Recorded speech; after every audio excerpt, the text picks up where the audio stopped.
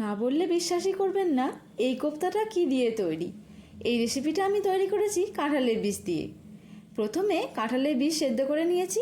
এবার এটাকে ভালো করে মেখে এতে দিয়ে দিলাম সেদ্ধ করে ম্যাশ করে রাখা আলু, আর দিলাম পেঁয়াজ কুচি, আদা রসুন কুচি, কাঁচা লঙ্কা কুচি, নুন, আমচুর পাউডার, গরম মশলা গুঁড়ো, অল্প চিনি আর 2 চামচ ময়দা।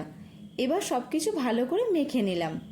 মাখা হয়ে গেলে ছোট ছোট বলের আকারে গড়ে নিলাম।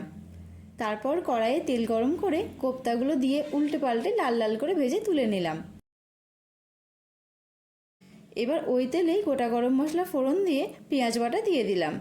পেঁয়াজ বাটাটা একটু অল্প ভাজা ভাজা করে নিয়ে দিয়ে দিলাম আদা বাটা। অল্প একটু কষিয়ে গুঁড়ো মশলাগুলোও দিয়ে দিলাম। এবার জল দিয়ে মশলাটা ভালো করে কষিয়ে নিলাম।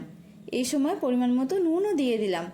মশলা কষানো হয়ে গেলে দিয়ে দিলাম 2 চামচ মতো টমেটো কেচাপ। আরও কিছুক্ষণ কষিয়ে নিয়ে মশলা থেকে তেল ছেড়ে দিলে পরিমাণ মতো জলও দিয়ে দিলাম। গ্রেভি একটু ফুটে উঠলে ভেজে রাখা কোপ্তাগুলো দিয়ে দিলাম। আরও 2 থেকে 3 মিনিট মতো ফুটিয়ে দিয়ে দিলাম কসুরি মেথি আর অল্প ঘি। ব্যাস, কাঁঠালের কোপ্তা কারি একদম রেডি। রুটি, পরোটা সব কিছুর সাথেই এটা সার্ভ করতে পারেন।